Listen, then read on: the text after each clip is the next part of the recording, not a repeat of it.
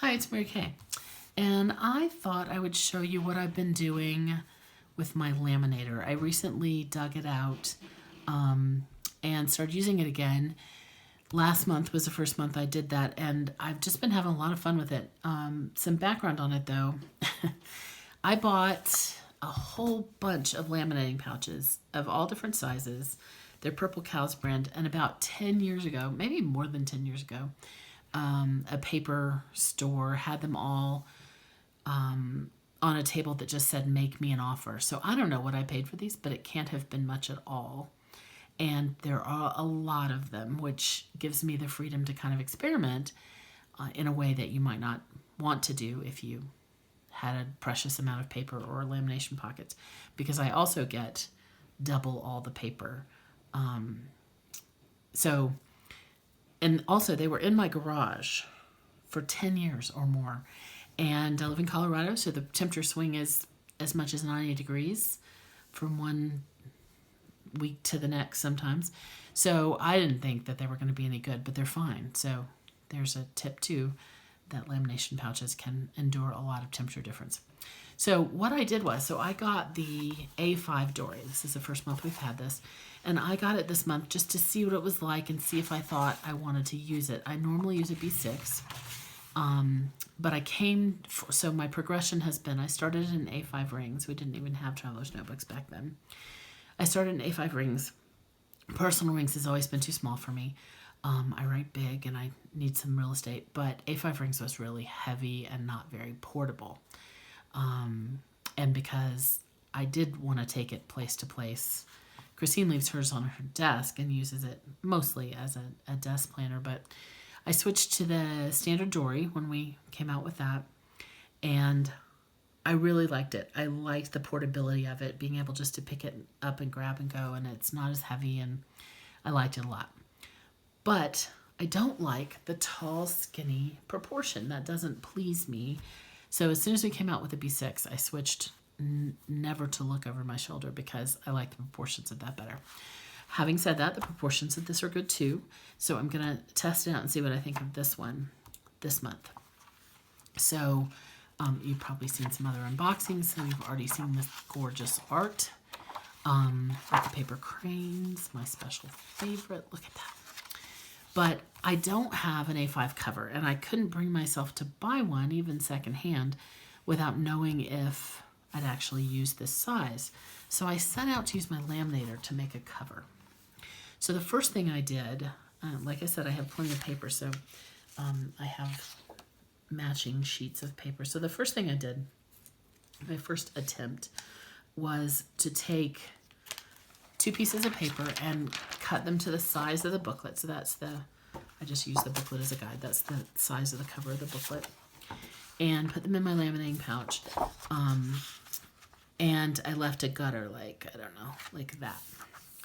Well, it turns out, so I laminated it and that was fine. But it turns out that gutter is not enough. So you will see why I had to start over again. This was my first attempt. It looks wonky because when I discovered the gutter wasn't wide enough, I cut it in half and then attempted to use some strips of laminate to put it back together. And that's just really not practical when you're feeding it through the laminator, especially since I have to feed it this way. My laminator is not wide enough to feed it that way, excuse me. So ignore the fact that it's wonky. Let me just tell you what I did. These pockets, so these are less pockets and more just slots because it doesn't stop behind each one. I meant for it to. And you could use adhesive to make it do that. So just put a strip of adhesive at the bottom of the pocket before you put it on. And then the way that I laminated them on is I took a laminating pouch and I pulled it apart. This is the scrap from what you get when you do other things with it. I pulled it apart so it's only one sheet, and I put it shiny side up and made plenty of margin on each side and on the bottom. And then I stacked those. So there was 4 of those. They're actually longer than this one, but I stacked them. They're about this long. And put it through the laminator all at one time. And I thought that bottom would laminate through and stick, but it didn't do that. So this is one big pocket. Again, that doesn't matter to me, but if it did matter to you, you could run some adhesive along the bottom of this, like I would use thermoweb adhesive because it's heat resistant, but whatever you've got to make a pocket. So I stacked them up, this one first obviously, and I ran it all through the laminator at one time. And that worked great. And the reason it works is you're not, so I've seen people do these pockets where they laminate and then they have to cut it loose. And I actually did do that later, I'll show you. But I thought, well, I wonder if I could just line it up and that will make the pocket. And it did, it worked great. So I used that same kind of idea here on this side. I cut out a single sheet, shiny side up, and I just made it a little longer and wider on these two sides, but I lined it up perfectly here, ran that through the laminator a different time because I can't juggle all of them at once, and sure enough, makes a great pocket. And it's good and sturdy because you've given a nice wide margin there. The first time I did this, I tried to line it up like I would if I was using tape. That did not work. You need a lot more real estate for the laminate to grab and hold. And I also, other tip, I do all that before I trim the sides because it just gives it more to grab onto. And then if you trim it down, fine, but it just gives it more kind of opportunity to stick down. So that was my first try. And then the other thing I thought of after I did that was, well, how am I going to attach this thing in here?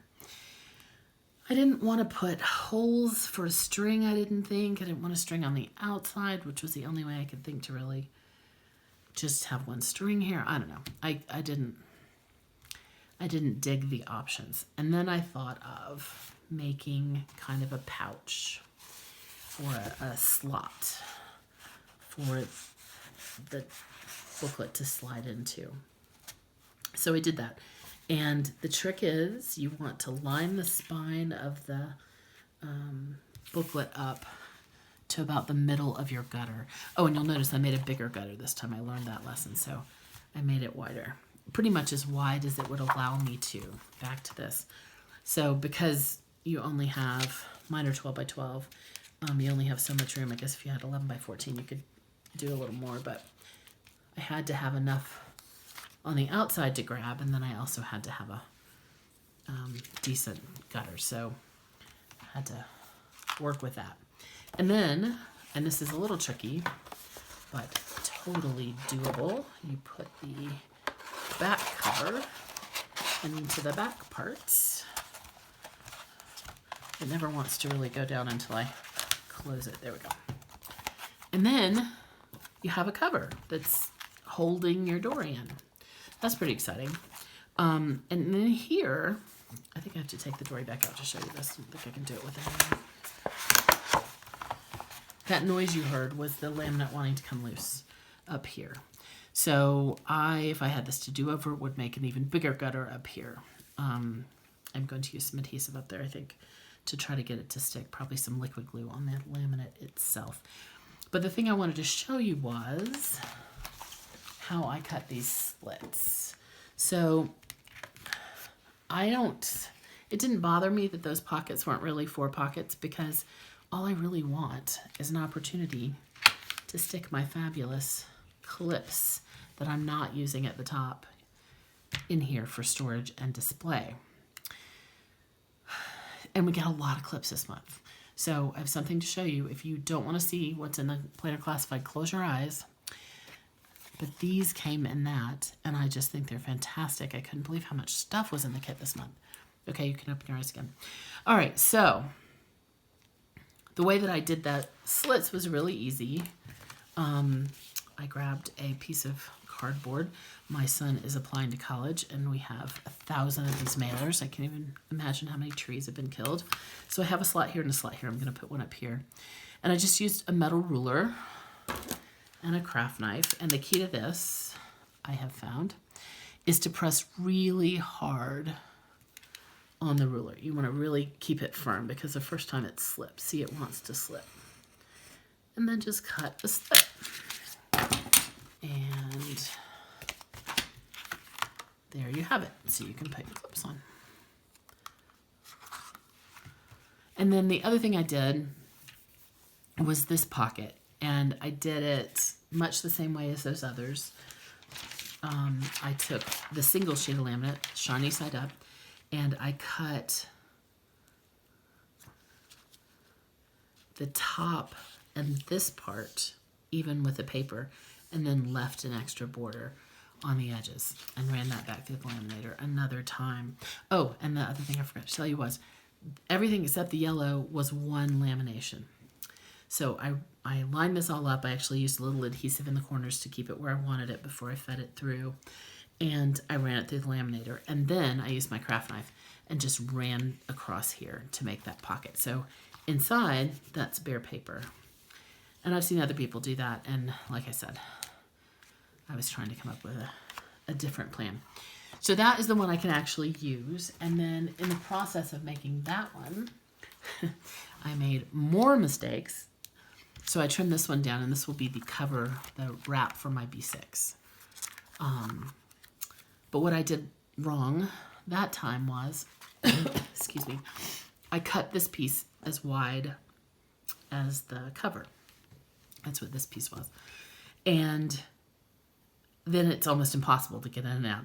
In fact, if I had this to do over, I would make this one even narrower. The only reason not to make this side narrower is because you lose the ability to put a pocket there. But I might still do it because it was kind of a pain. And I think I'm going to put a slit here to put my notepad in. So I might not even mess with the pocket in the back if I was doing this over again. But I think I would make this narrower because you saw how I had to bend the Dori to get it in. And the wider that is, the more you'd have to bend it. With it as wide as the booklet, it just didn't work at all. So I cut it all apart and started over.